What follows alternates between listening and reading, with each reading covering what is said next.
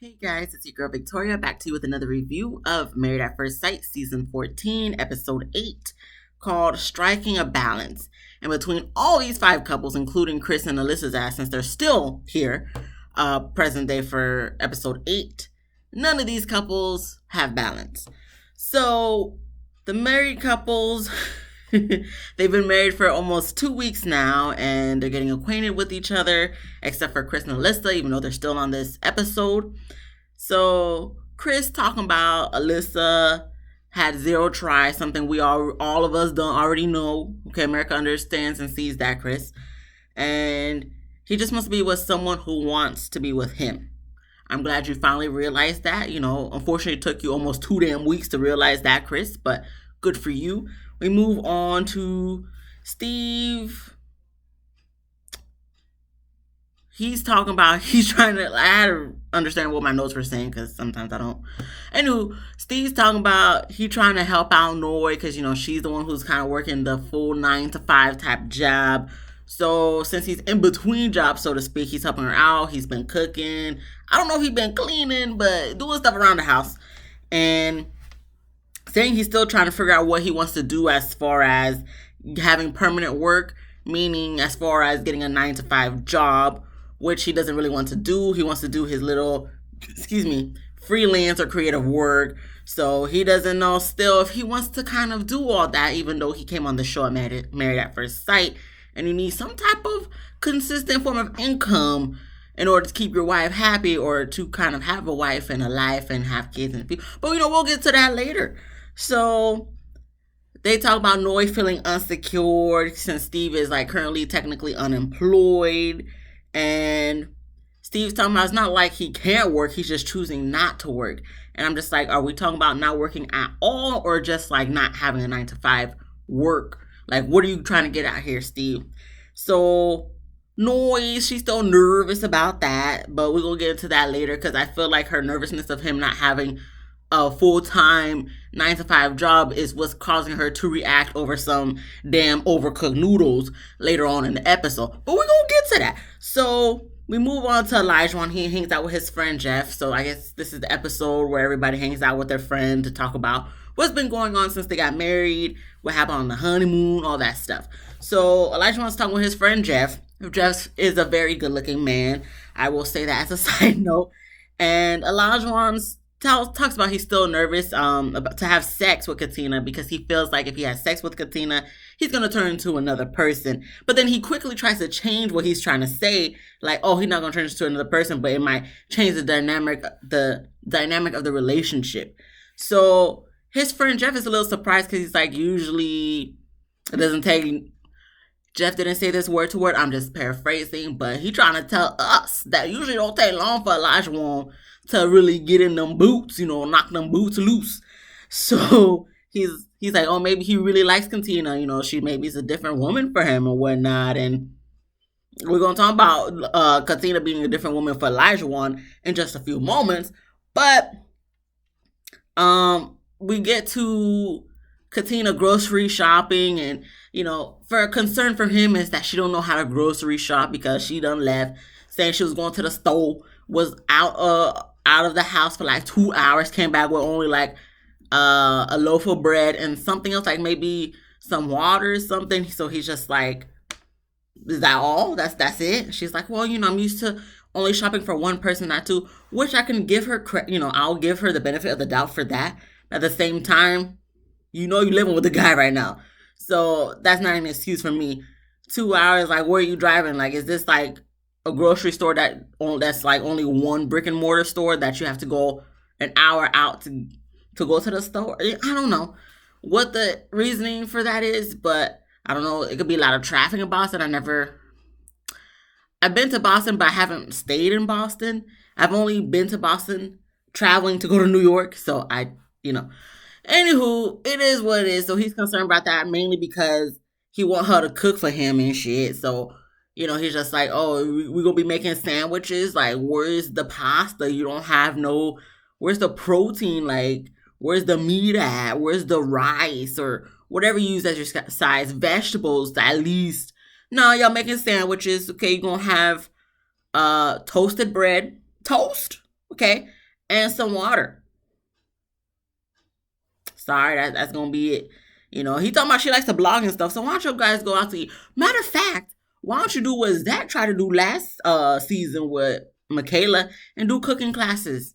Since you don't really, so y'all both could learn how to cook. Cause that's what you said at the ceremony, the wedding ceremony. We'll learn together. So let's start from there, Elijah. Let's start from doing cooking classes together and working our way up to maybe one night you cooking for her and you, and one night she cooking for her. Well, actually, she already did it with the spaghetti and toast and garlic bread. So well, then again, I guess he was in the kitchen in the morning cooking something, but still, it's not all of a her thing, Elijah. It's a both of y'all thing. So the friend just tell him to chill and that he expects a lot of people and to just stop overthinking. So anytime people give Elijah advice, he's just like, yeah, I see what you're saying. Okay, I get it. Whatever. We're gonna move on to Mark. He hanging out with his best friend John and saying he likes Lindsay. She's nice and sweet and caring, but she is a little loud and makes him uncomfortable in public with the things that she says because Lindsay has no filter. She'll say what she want to say when she wants to say it, no matter how inappropriate it is.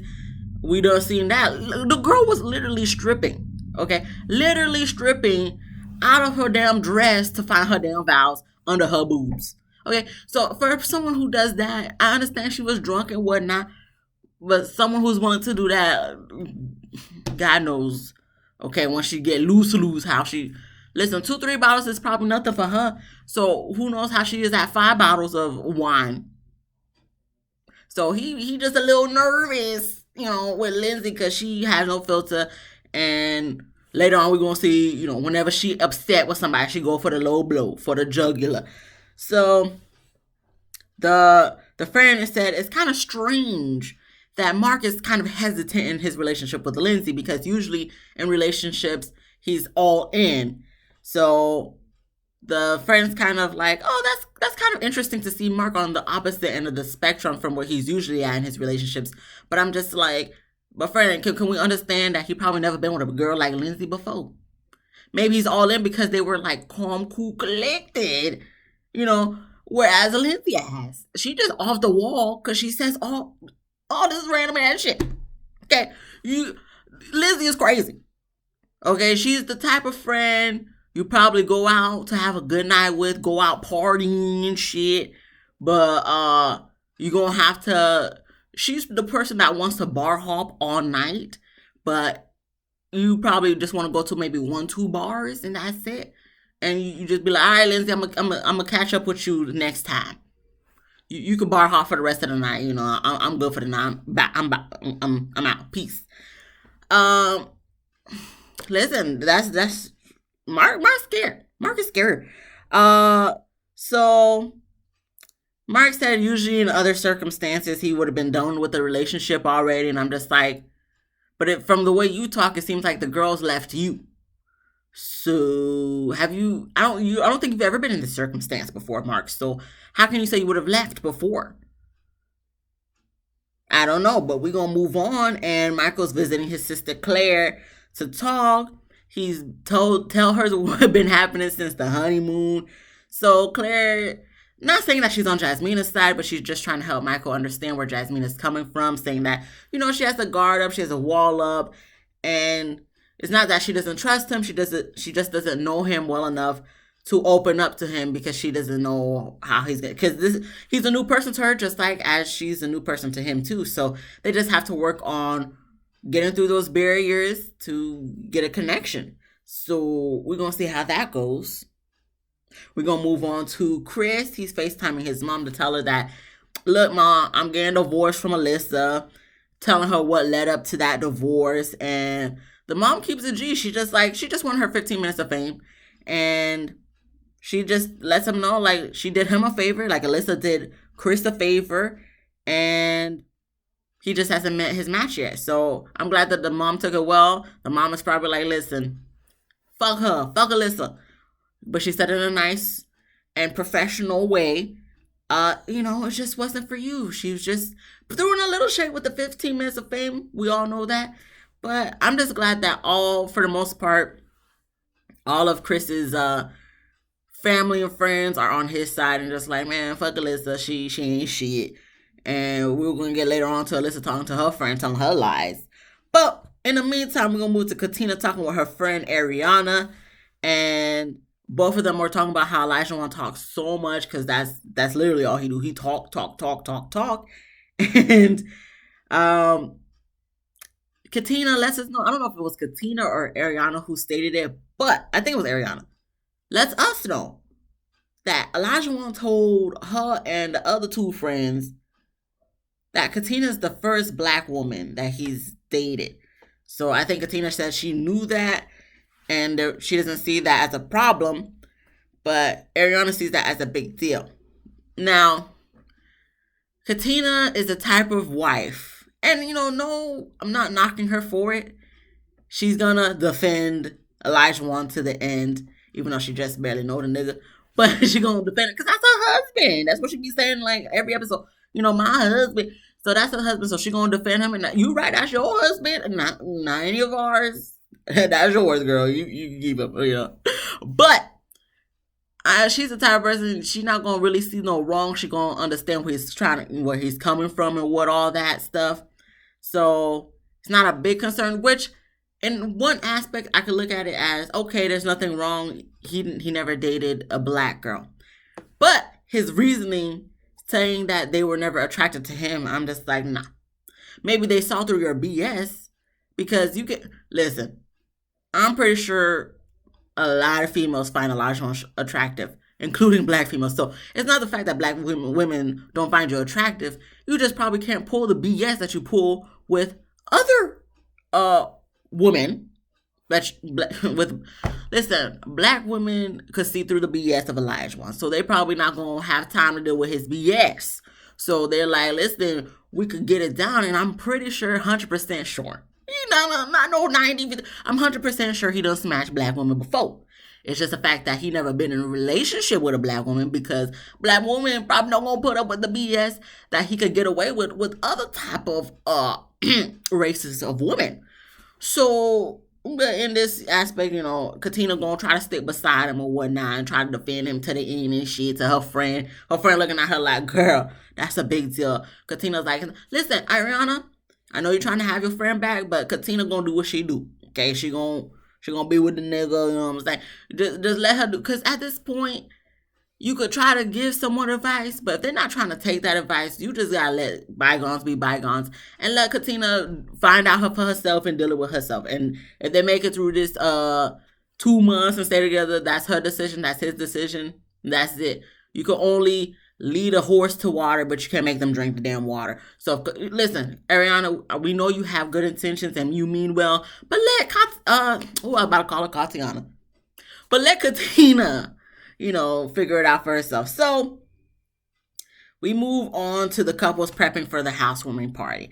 Then we move on to Alyssa and her lips talking to her friend Caitlin.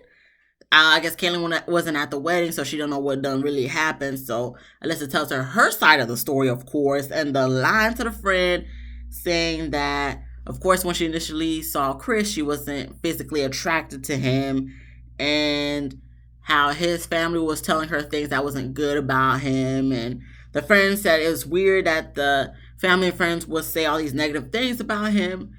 And Alyssa just keep lying. She's saying that Chris never tried to come and talk to her. Producers did the flashbacks real quick of him going to her and Alyssa being like, no, like, keep him over there. Can you not have him come to my table? Like, come next to me. I don't want to talk to him. I hate him.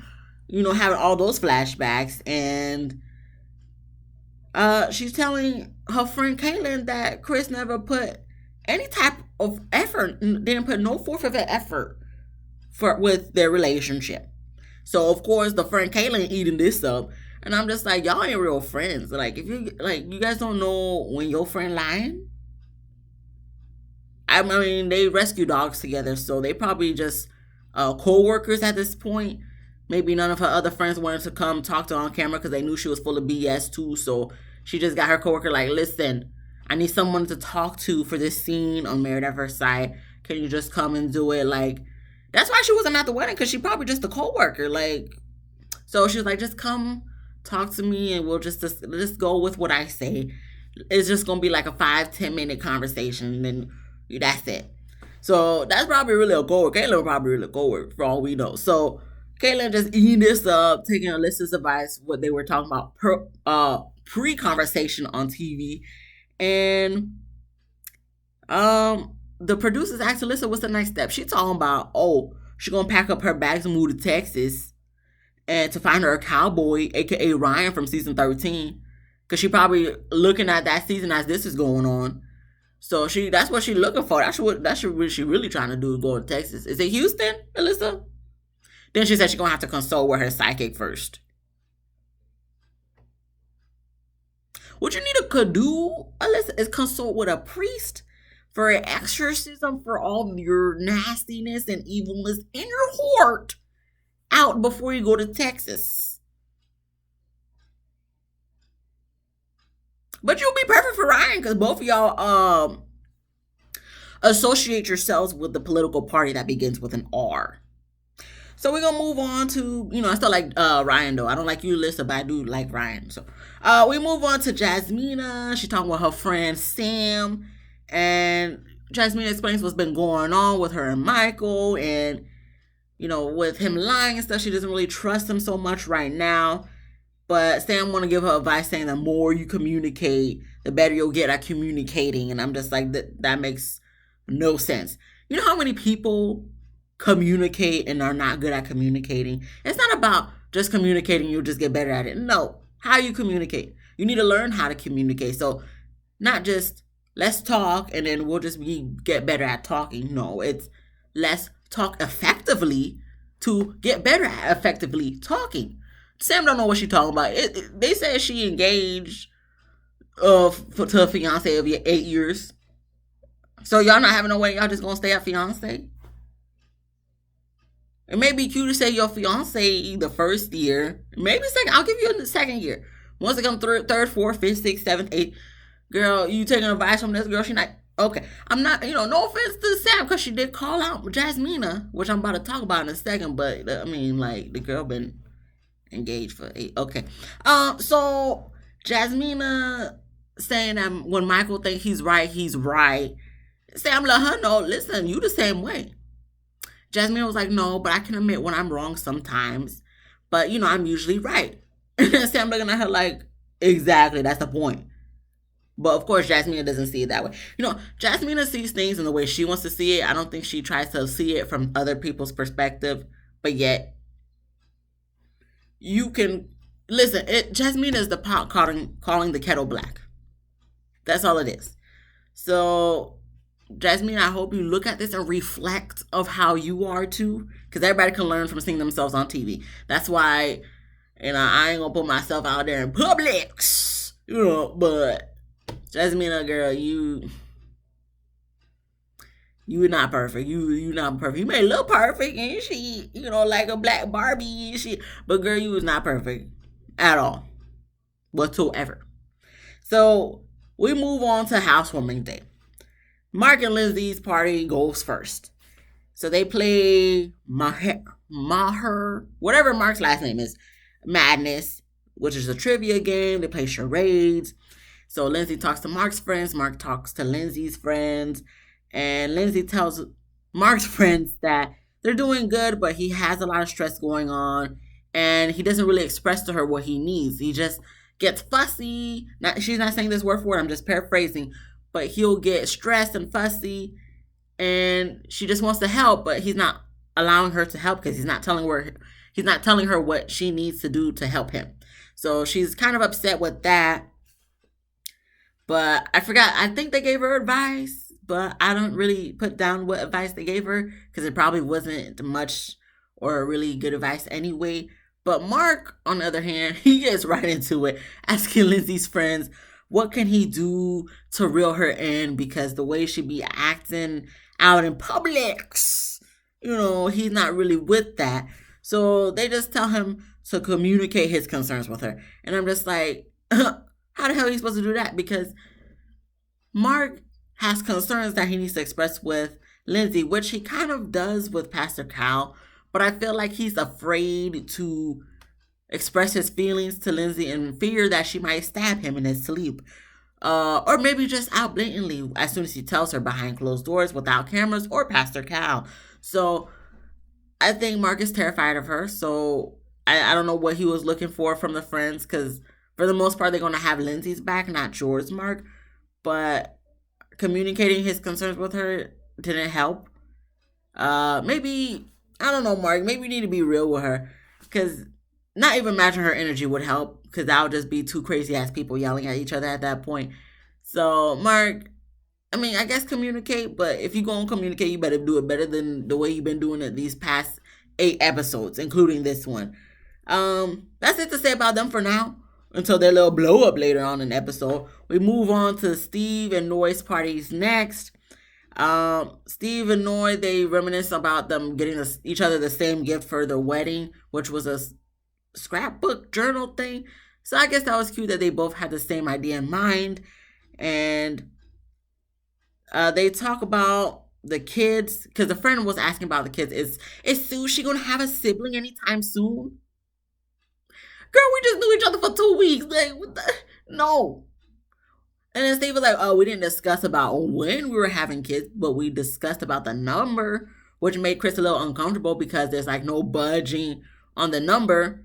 And then he's like, Nora's not really willing to compromise on the number of kids and that she wants 3. So then here goes Nora's annoying ass friend talking about, well, maybe you can compromise on having that amount of kids with her. And I'm just like, no, friend, that's not how it works. First off, you're not even... How your relationship? You got a man? Is that what you guys do? He got to compromise to you? That's not really compromising if one person is having to compromise with the other. That's not... No. That's just one way, one person having their way or the highway. So, friend, that's terrible advice. Telling Steve to compromise. And for what? Can they even afford 3 kids right now? I'm just saying. Listen, we're going to get to that in a moment. But can they afford 3 kids? You know how much one kid costs? In America?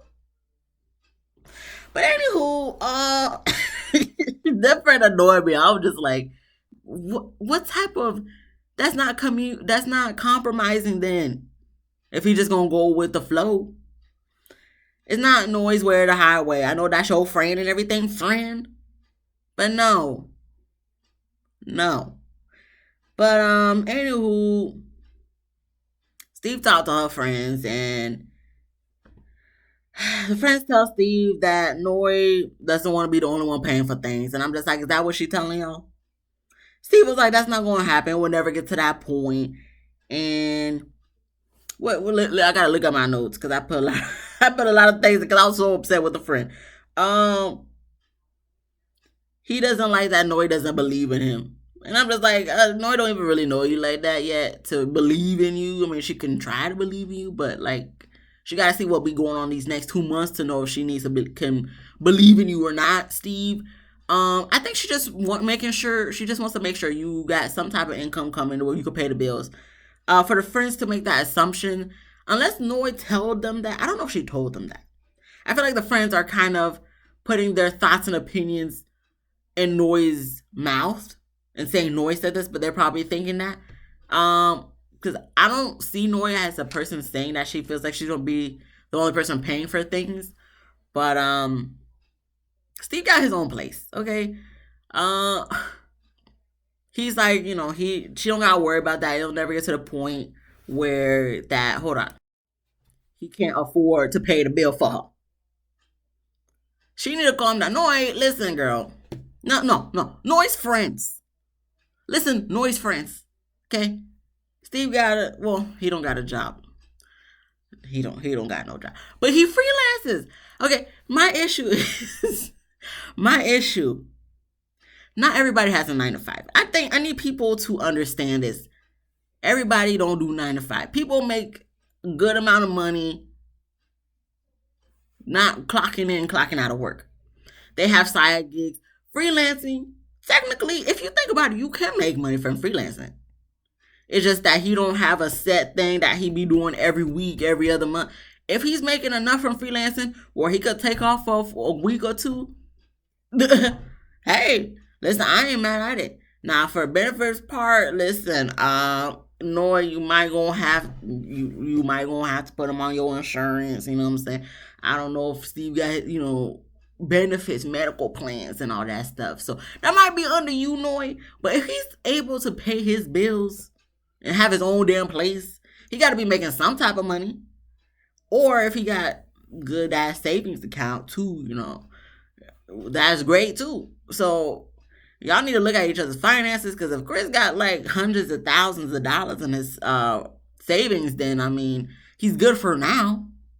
The man took a 4-month road trip across the U.S. Okay, I'm just saying he took 4 months, and I don't know. So, but Noy, we get into Noy because I'm wasting time talking about him. Noy talks to his friends, and Noy tells him it bothers her because they were just like, he can't just be perfect. We know something concerns you. So she expresses that him not really having a job concerns her, and they try to comfort her, saying he's always gonna have a job, because one of the friends was like, for his field of work, my job is always hiring. So that concerns Noy even more, saying it concerns her that he has jobs that are willing to employ him, but he still doesn't want to work for them. And just like, why we're not talking about, look, these are my numbers, this is what I have in savings, this is what I have in checkings, this is what I usually get paid when I do freelance work. You're never going to have to worry that we're not going to have food on the table. I don't know why we can't just get there, like, unless something is, you're not telling us something, Steve, because from what it seems like, you got it. Why can't you just express that to her with proof of your income that you got it? I don't know. But we're going to move on to Michael and Jasmina's housewarming party. And they both are competitive from what I see. And they play charades. Jasmina, her friend, wins. Michael, a little salty, talking about, it's just a game, guys. Like, it's not that big of a deal. Michael, you salty because you lost. But no one really seems to be bothered by that. Jasmina goes in the room to talk with Mike's sister, because Claire was just like, oh, Jasmina, give me a tour of the house. I want to see everything. I want to see everything, girl. But it's really so we know they could sit down and talk. And it seems like it goes well with their conversation. There's nothing really to pick up from that, except for Claire just explaining how Michael is. He's just a really sweet guy. Jasmina does confirm that she does like Michael. It's just their hiccups just made him annoying to her. So she, kind of was standoffish with that. But she's trying to be better. Ever since the talk with Pastor Cal, they did a reset and they're doing better. So as far as Mike talking with Jasmina's friends, he asks them for advice. And they pretty much tell him to be patient and to listen. Because Jasmina could be a petty ass bitch and could go tit for tat with him all day, whenever. So Michael takes that into consideration. So hopefully he puts that into use. We'll see. I don't know. Moving on to Katina and Elijah's party next. They still haven't consummated the marriage. They still haven't had sex. And Katina explains that they're building on their emotional connection first. Because first she sits with her friends, and then he stands with his friend Jeff in the kitchen. They were like literally 5 feet away from each other. So I'm pretty sure they both heard each other's conversations. Whatever. But Katina explains that they're just building on the connection first before they get to that physical intimacy. One of the friends was just like, I don't know how I feel about that, because, sex is very important to Katina. Listen, if you may think it is, but for some reason she's holding off because she's trying to respect her husband's decisions. I feel like if roles were reversed, this wouldn't be the same conversation. So it's because the man wants to pause on having sex that it's a red flag. But if it was a female who wanted to pause on having sex, it wouldn't be a red flag. I understand it may be important to Katina, a friend, but if she not rushing the situation, so to speak, why should you? Just like if a female wanted to pause on sex, if a man was like, nah, man, that's concerning, man, because he loves some sex. The sex is important to him. So why can't they have sex? Then it'll be an issue. So friend, just let them figure it out. It's only been 2 weeks. literally about to be, I don't even think it's 2 weeks. It's like 12, 13 days. So 12, 13 days, not even 2 weeks yet. Give us some time. It's one thing if we get to close to the end of the 2 months and there's no, I mean, listen, everybody gonna do their own thing. Every couple is different. Not everybody's gonna have sex the first day, week, or whatever, month. Not everyone's gonna have sex within the first 2 months. It just depends on what each couple decides. So as long as you guys are actively talking about it and what you guys want to do and how you want to move forward with the relationship, who are we to really, you know, talk about all that stuff? You know, it is interesting that Elijah Wan's a person that's usually used to knocking boots, but not really doing it this time in the relationship. But hey, listen, I'm not gonna knock him for not wanting to. Especially preview for next week, him talking about he not in love yet. So that's another conversation for next week. Anywho, so Katina talks with Jeff. It seems to go well. He says that Elijah has been talking well of her, and just to have patience with him because he just be off the wall crazy sometimes. Elijah Wan talks with Katina's friends, and he talks good of her to them also. But he did say that she has effort in regards to cooking. And I'm just like, what the hell does that even mean? Like, she can't really cook, but she has potential to be a better cook. Just like you have potential to be a better husband. Because he wanted to quickly clean up and say, you know, but he's not perfect either. Yeah, the hell you ain't. You ain't. But I guess the friends didn't really see too much offense in him saying that. And because he's just adds on that she's great with all things and she's great with him and very patient with him, so he appreciates that. So the friends like him, but they still watching him because if he do anything wrong to her, their friend Katina, they coming for him. And I'm like, okay, that's cool. I understand that energy. Elijah Wan, I mean, well, Elijah Wan gonna be Elijah Wan at this point. We move on to Steve and Noy. This stupid ass argument over some damn overcooked noodles. So Steve talking to us in his little diary cam thing. So Steve been cooking for Noy and him. So I guess Noy said she gonna cook for them for once. And he was like, okay, cool. So I guess Noy doesn't eat regular noodles. She cooks I forgot what it's called, umami noodles for herself. And Steve went into the kitchen. He didn't see his noodles. He just seen the umami noodles. And he's like, oh, where's his noodles? And I guess Nori was like, stop complaining or whatnot. So she puts out some noodles for him to, I don't know if he did it or she did it. But either point, the noodles that he was going to eat was on the stove. I guess Nori didn't check on them. And, they overcooked. So Steve came to check on it. It was overflowing. He got a little upset and he threw away the noodles because he's like, oh, they're completely overcooked.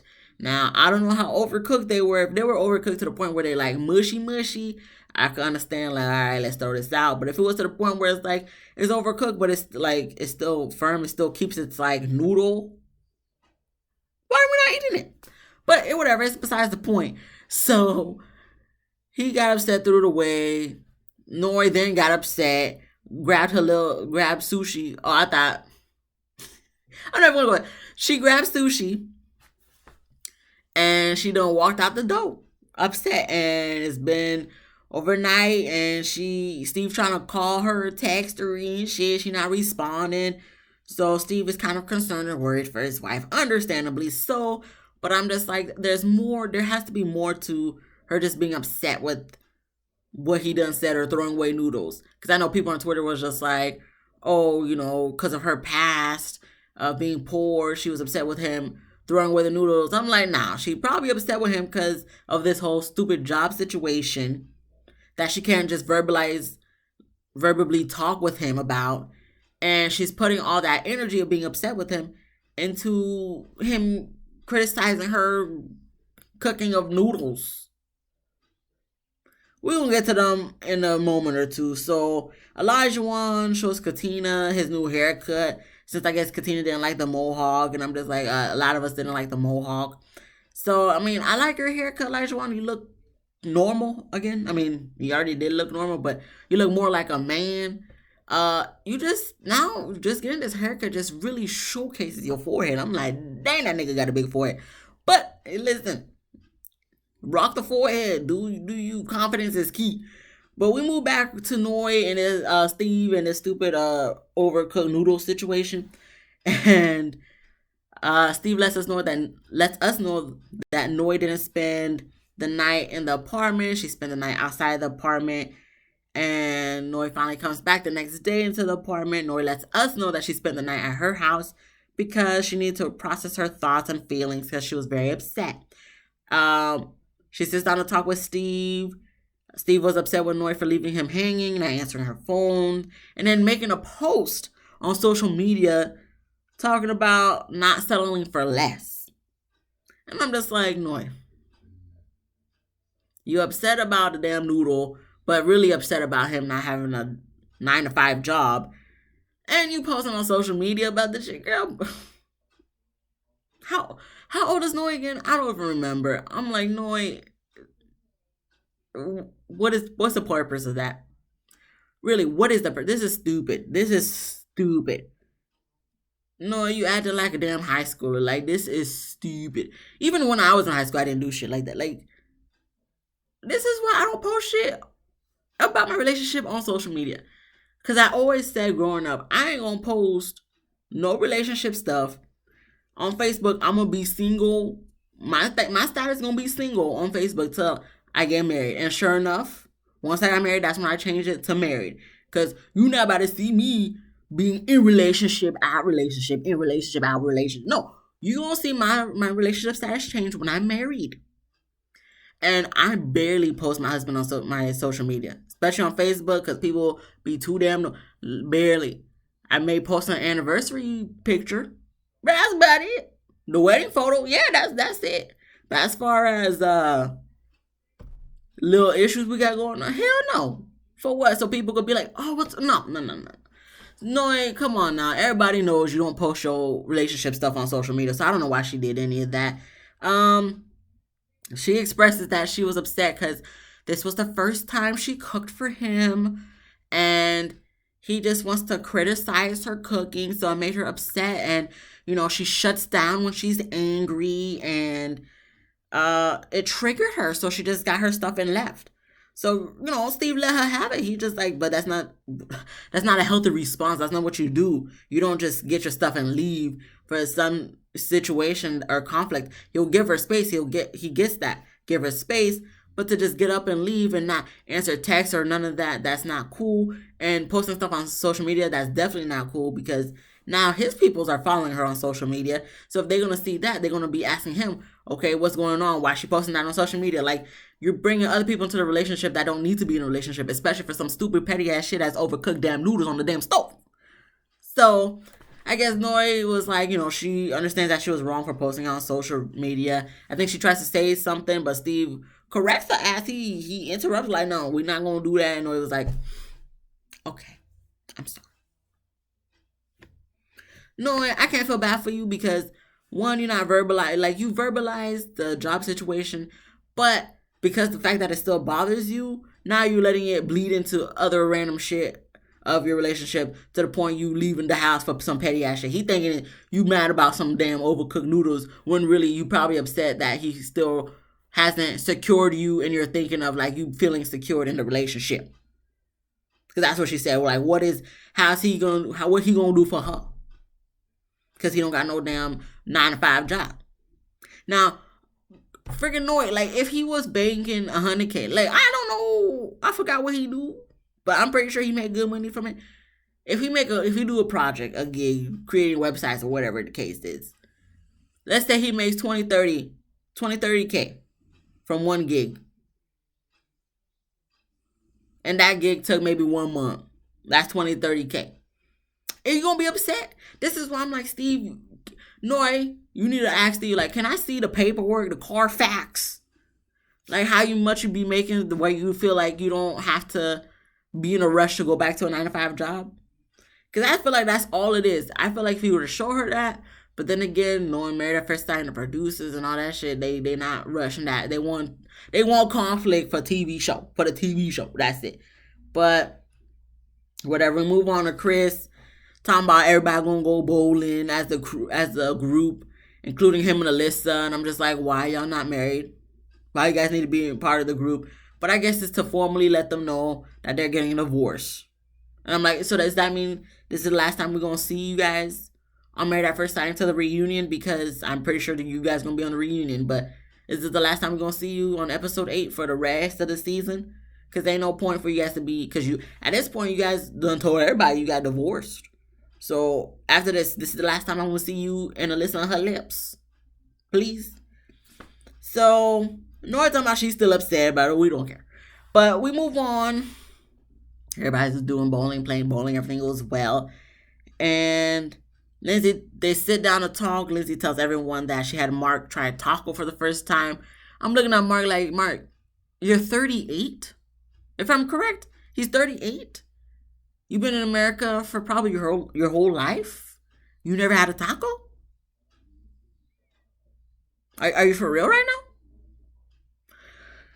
Whatever. So she made some bedroom joke and stuff, so Katina didn't like that shit. And Katina praises Elijah for never leaving the toilet seat up. Noi making a slick comment was just like, what she said? She's like, oh, I don't know what that feels like. And I'm just like, Noi, listen, girl, you almost had me chuckling, but I kept my composure. And I guess Lizzie was on the same boat as Noi, was just like, oh, you know, talking to Mark. So then I guess Steve was trying to make a comment about that, and Lindsay done jumped in trying to say something. Jasmina being like, Lindsay, can Steve say what he has to say? So then Lindsay tried to interject again, but Jasmina was like, Lindsay, let Steve talk. He was about to say something. So then Steve asked a question like, okay, I know one point is it's sanitary, but what's the other purpose? Like, so because the next time is going to be a female that comes to use the bathroom, like what's the point? Like, why do we have to put the toilet seat back down? And he's not the first person to ask that question, but you know, I guess it's just common courtesy, Steve. Common courtesy to the female. Katina and Jasmina was talking about, like, you know, they don't want to fall in the toilet and shit, which is true. I fell in once? I think I fell in the toilet once because I have 3 older brothers, so I really didn't have a say if the toilet seat was up or down, but yes, I think I had fell in the toilet once, and I don't want to.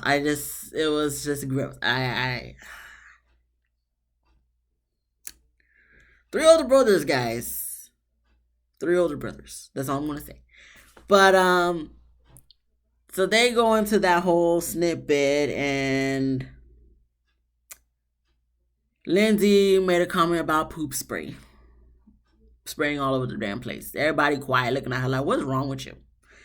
So it gets awkward, and that's when Chris and Alyssa finally show up. And they go around to talk about the lessons they learned with Pastor Cal. And Elijah said something, and Katina was just like, okay, did he say anything about me? No, because I'm perfect. And, you know, I honestly think that Katina was just joking. Maybe she does think she's perfect. I don't know. But I didn't take it as, like, of course, he didn't say nothing about me, but I think she was just being, like, just joking. But Lizzie got upset. She said something under her breath. And I forgot. I kept rewinding it to see what Lindsay said, but I don't know what the hell she done said. But we moved on to Jasmina saying in the confessional that Elijah and Katina think they're funny, but they're really not funny, but they find each other funny, so that's cute. And I'm like, yeah, that is cute. But I feel like I'm all over the place because I have a whole big paragraph. Like, literally, this is the paragraph for when they was at the bowling alley. All right, I'm all over the place. But anywho, Lindsay said something. She was talking. She didn't like what the hell Katina was saying. Then Chris and Alyssa they let them know they're getting divorced. Meanwhile, Lindsay just like she want to laugh so bad. Obviously, she had alcohol in her system because she just acting a damn fool here.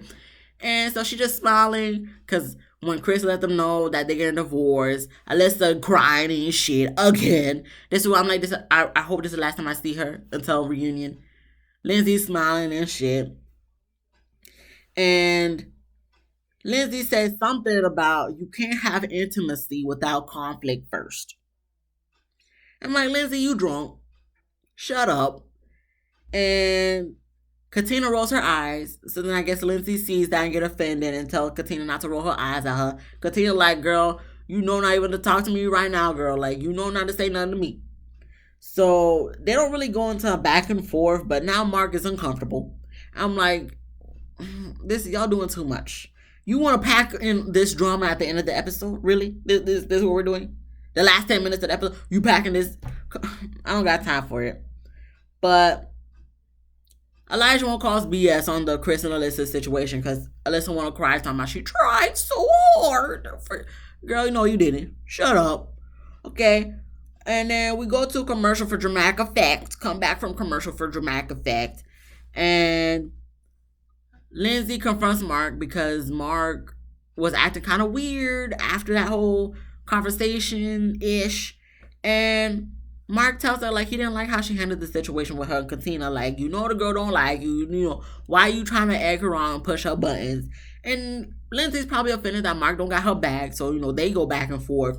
So Mark is like, you know, I'm not doing this.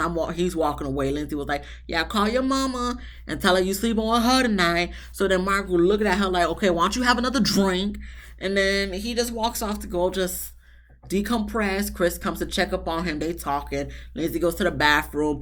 One of the producers, Lauren, go check up on her. Lindsay probably crying in there and shit like a Karen, like she always is and shit. Talking about, you know, she's done. She not doing this no more. And talk about Mark making $60K a year for selling gym memberships. And I'm just like, what's wrong with that? He make more than me. So what? If $60K a year, girl, how much you make? She wanna downplay him making $60K a year? A lot of people don't make $60K a year, Lindsay. So what are you talking about? Now, I don't know how $60K a year plays in Boston. I don't know if they have they get paid so much more or whatnot. I don't know, but Florida, $60K is pretty decent. Pretty decent. A year, that's pretty decent over here. So, I don't know, maybe Mark need to move to Florida and sell $60K worth of membership. I don't know. But regardless of the fact, her downplaying, at least he got a job. You want to be with Steve? Because Nori is having a situation with that and getting mad over damn overcooked noodles. So, give Mark that. Like, I hate the fact that every time Lindsay gets upset, she goes for the low blow. She goes for the jugular. Like, Lindsay, you ain't shit. Mark trying to vent and consult with Chris and shit. Now, I guess Lindsay been in the bathroom for a good little minute. So, the other producer, Jen, goes in to check on them. And Lindsay is just getting upset, just yelling and shit, acting so Karen-esque, saying she hates her husband, calling him a pathetic loser, and just yelling. Like word vomit. You remember from Girls? Oh Lord, what is it called? What? Mean Girls. There we go. I had to think about it. Mean Girls, where Katie, aka Lindsay Lohan, was talking about word vomit. That's the hell. That's what Lindsay is. Okay, having word vomit and talking about some shit of having orgasms and shit. I don't know, but I'm just like, Lindsay, shut up. Go to sleep. Sleep off your damn hangover that you probably won't have tomorrow. Like, you drunk. And I don't know why these producers are coddling you and shit. They should have left your ass because she's like, I'm not coming out the bathroom. And then one of the producers was like, never? She's like, no. Listen, y'all shouldn't even want to go in and check on her. Y'all should have just left her in the bathroom. She want to stay in the bathroom. Let her stay in the bathroom. Let the whole bowling alley close. Okay, everybody going home, getting off their shift, locking up. She could stand up. Since she want to stay in there forever, let her stand up. She's a grown ass woman. You guys do not need to babysit her. She's grown enough to know what she's doing. That's what the episode ends, guys. Lindsay being an ass. Calling this man a pathetic loser. I'm not going to be with someone who feels like calling me names when they're upset with me. That's not... Lindsay, that's childish behavior. No. Absolutely not. And I wonder if Mark heard that shit, because next episode we're going to see they're having fun doing activities together again. So I'm like, oh, this is going to be one of those roller coaster relationships. You ready for that, Mark? You waited so much to be on Married at First Sight, and this is what you got. This is what you wanted, Mark. You didn't get it the first time. They was trying to save your ass. They was trying to hold your ass from coming on this show and being with a crazy ass bitch like Lindsay. But no, you had to come back. You had to come back, Mark. Now this is what you got. You happy? That's the end of the review. This is episode 8. I was about to say season 8. This is episode 8, guys. We're going to see what happens next week. With all these, it's going to be good times and bad times, it seems. Maybe that's that. See you guys next week. Let me know what you guys thought. I'm done. Bye.